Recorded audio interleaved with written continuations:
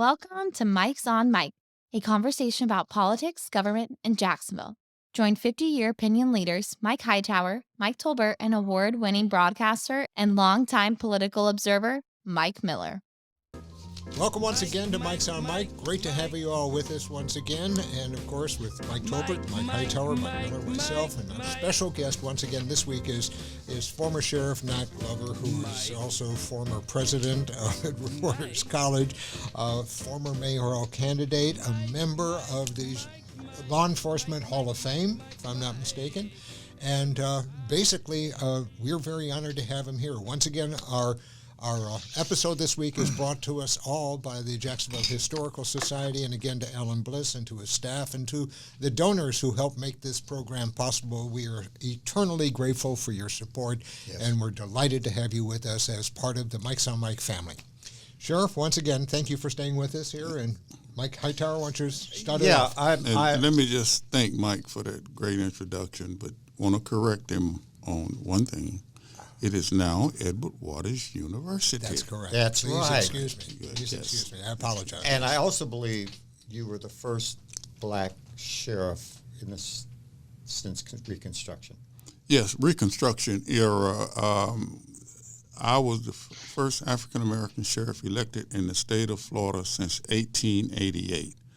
And that's more than 100 years. And, of course, the Reconstruction era ended in around 1900. So it was the first African-American sheriff elected since the Reconstruction era. Yeah. Wow, such a thing. I have a question for you, but it's in two parts. So first, we want to talk about you were on the forefront of Mayor John Payton's Jacksonville Journey, which everyone says was successful, and it made Jacksonville safer. And you were a part of all that, and of course it was the death of that young woman that affected you and John Payton so deeply. But before that, put this as Mike Miller now has said twice, that you were a candidate for mayor, and it was against John Payton. It was a very tough campaign, which you can talk about, but John Payton won. And of course, that was a disappointment to you and your family and your donors. But he called you shortly thereafter. Can you just real quickly kind of talk about the call that he made, how that affected you, and then how that transition of why you then went to the Jacksonville Journey? Well, actually, I have to say, one of the great Mikes were the campaign manager for that victory, and I wanted to acknowledge that. But I also want to acknowledge John Payton, because we did run a campaign that was quite competitive. After losing, I, of course, said in my concession speech that I believe, and I still believe that today, that the people usually get it right, and that I wanted to congratulate the new mayor, and I want to make certain he understands that I want to be there to assist in any way possible. And I didn't realize, nor did I know or even expect a call the next day. And he called and actually invited me to be a co-chair on his transition team. And I was quite explicit. I couldn't believe he was asking me that. I knew I had to say what I had to say in my concession speech, but he wasn't supposed to take that literally. So I mean, that's what all candidates usually say. But it was he did and was so sincere about it. And I tell you, when I talk about courage, I talk about John Payton and what he was able to do, because when he did that, he had some of his supporters who was so much against that, they picketed his office. And they felt like, hey, we won this thing and we won it fairly and squarely. And to bring him on was kind of I guess, a slap in some of them face.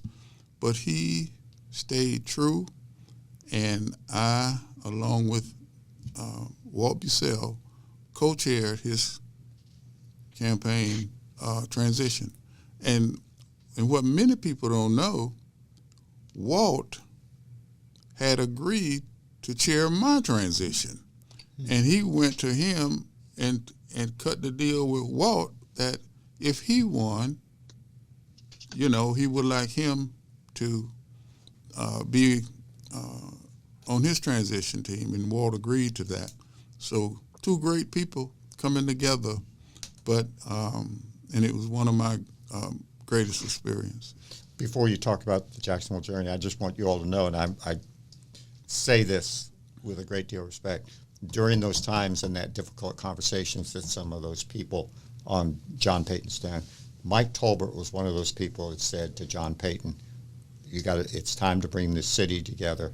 This is what you've got to do. You've got to bring the city together. And I give kudos to because Mike Tolbert, he made it real clear to John Payton and some of those people, I'll clean it up. He basically told me to pound sand. I can tell you that. Well, I can tell you. I cleaned that up for Mike Tolbert. I've always had great admiration for Mike as well, because if you all remember, during that heated campaign, someone sprayed some spray paint on my campaign headquarters that said, "No in mayor." And it was awful. And as a side note, I can remember that Saturday morning I was standing up, looking up at it, and there was somebody standing next to me, and I can't remember who it was. And all of us in shock. And I said to the person next to me, "Who do you think they're talking about?"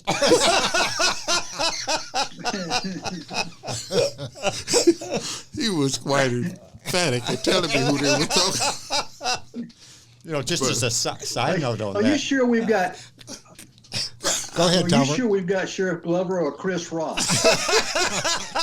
No slap in the face. No slap in the face. But on that point, just to show again how though it was competitive and everything like that, and you write about it in the book, is how appalled our campaign was about that. And as you remember, put in your book that John Payton, the campaign, put in $25,000 reward to help find out who did it. That was, let me tell you, that was real money too. Well, I know, but it just demonstrated who he was. Yes, and I'll always have the greatest respect for him, and it really turned out to be awesome. And I often talk about the tactic that the wisdom of his campaign. People who said, I think that was some of Nat's supporters who did that. That was Tolbert putting his I'm spin on not it. calling any names. But anyway, it turned out to be a great thing, and it was the example of what Jacksonville is all about. And it now transcends you to the Jacksonville Journey, which is what you and John Payton did. Yeah, we had some challenges here in Jacksonville because crime had spiked big time, and we had to address it. And of course, it was kind of a delicate thing for the mayor to wade in when you're talking about crime, because of course, that's the sheriff domain. And so we had to come up with something that would address the crime but also make certain we maintain the harmony with the sheriff's office and all. And we came up with the Jacksonville Journey. And the Jacksonville Journey was an initiative that addressed crime in the area, and we addressed crime prevention, crime intervention, addressed the needs of the sheriff's office, in addition to college education for and that kind of thing. So, because one of the things you see in law enforcement, you don't see a whole lot of people who have college degrees and all of that being arrested. So we even addressed that in it, and it turned out to be huge because it did have the positive results that we had. But not only that, when I sat at the table and I looked around at the people that was involved in pulling that journey together, we had the most influential people in this city, barring none. And it turned out to be a great success. And to this day, I do not know how the politics got involved to the point that we are not still working on that particular program, because I do believe if we had sustained it, we would have been in pretty darn good shape as it comes to crime in this city. What about today? Will it work today? I think it would work today, but one of the things that you have to make certain of is when you're talking about, and I teach this in my leadership presentations, when you're talking about addressing an issue, you have levels of addressing. Sometimes you do it for just to be able to say you did it. Sometimes you do it to check a box because it's when you send in requests for certain things, that box have to be checked. But then when you do it and actually put effort in it, create a culture to everyone that's working with it, that they are serious about it, then the results is totally different. And that's what the Jacksonville Journey was about. Mike Tolbert, you got a couple of questions I know that you wanted to Yes, ask. sir. Go ahead, please. Yeah, I do, Sheriff. I got to believe that your phone and email probably blows up every day with requests that you speak out on something, you take a stand for something, you do something for the community. And I know recently that happened in the last mayor's race, and for the first time in my memory, you came out and made a political statement about in that mayor's race. And I'm wondering what caused you to speak up. Well, that's a good question, and you posed it perfectly, because there had to be some compelling reason for me to do that. When I was elected sheriff, if you remember, I was elected in the first primary, and I was elected with a broad base of supporters. And I am talking white, black, I'm talking Republicans, Democrats, Southsiders, Northsiders, and all of Ortega. that. And Ortega. And after I got elected, I made the commitment at that time that we are a city together, and this city comes together and try to do the right thing. And I made another pledge to myself. I am not going to let the citizens of Jacksonville down, because I'm just too appreciative of what they did. And you're talking about me having worked with John Payton. You talk about me having worked with John Delaney. And you're talking about the great redeeming value of having done that. And it was because we were working together. So I would never get involved in races. As a matter of fact, I wouldn't. I had to tell some of my friends, good friends, that I do not endorse candidates.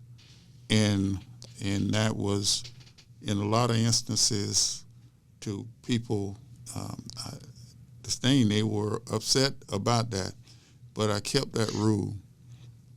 But when we started talking in the campaign and the rhetoric got divisive and people were so upset about it, again, a number of people came to me and said I needed to do something about it. And of course, I was joking about how many people you had to pass by to come to me, to get to me, to put this on me. They said, you are the only one in this city that people will listen to. And I just didn't want to do that because I was very, very good friend of Daniel Davis, and Donna Deacon was my neighbor at the beach. Mm-hmm. And so it was, I just can't do it. And they would not let it go. And to be honest with you, I won't take the liberty of calling anybody's name, but I had one of the most prominent ministers in the city call me one night, and he was at the point of tears. And he talked to me about, 15 or 20 minutes, saying that you have to do it. You can't walk away from this. And so I went back and told the group that I will do it. And to this day, after running that video, I feel good about it. And I feel like I would have been a person who would have been walking around with a weight around their neck if I hadn't done it. But I also had the challenge of, I knew I was going to make some of my very good friends upset. But every one of my friends that was on, let me be honest with you, the Republican side, every one of them came up to me and said it was the right thing to do. I've never seen anything like that, anybody having the courage to do that, and they were glad I did it. And that was a weight lifted off my shoulder because I thought I was going against some people who had helped me along the way. And when I was president of Edward Waters College, I had a whole lot of people come to my aid, and I thought they were going to be upset. None of them were. Yep. I've got to ask you a really personal question about that. Did you give a heads up to anybody before you recorded that spot? Did you call anybody from either side of the political aisle and said, this is what I'm going to do, and this is why I'm doing it? Yes, I did. I called the sheriff, and I called my friend Daniel Davis, and I told him. May I ask what the responses were? Well, the response were not hurry up and get it done.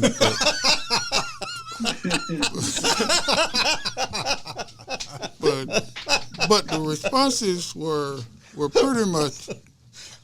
pretty much what I had expected, because it was going to come out, knowing what the spot was, it was going to come out like I was endorsing a candidate. And you did and not. I tried to tell them that I was not endorsing any candidate, and the focus of the video will be addressing the divisiveness. And And so it turned out to be something that caused me some concern, but I'm okay with it, and I think my subsequent conversation with both of them have been very, very good.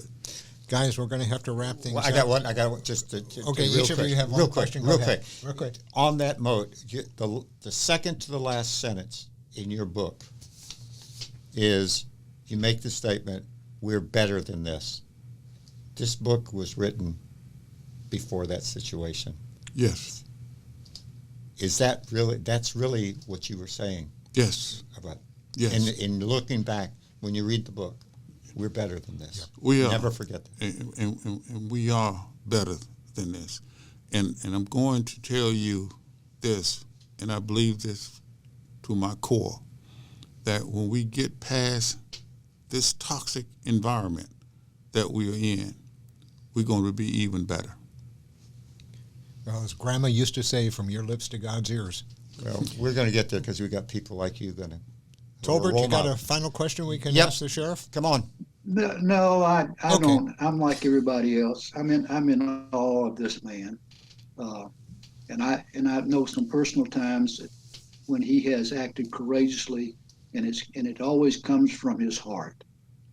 And my request, Sheriff, would be that you just keep doing whatever your heart tells you to do, because it's always been right.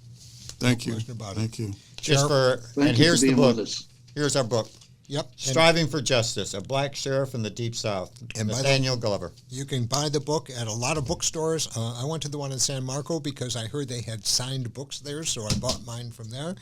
You can get it there as well. If you also have a book that has not been signed, you can meet the sheriff and have it signed yourself.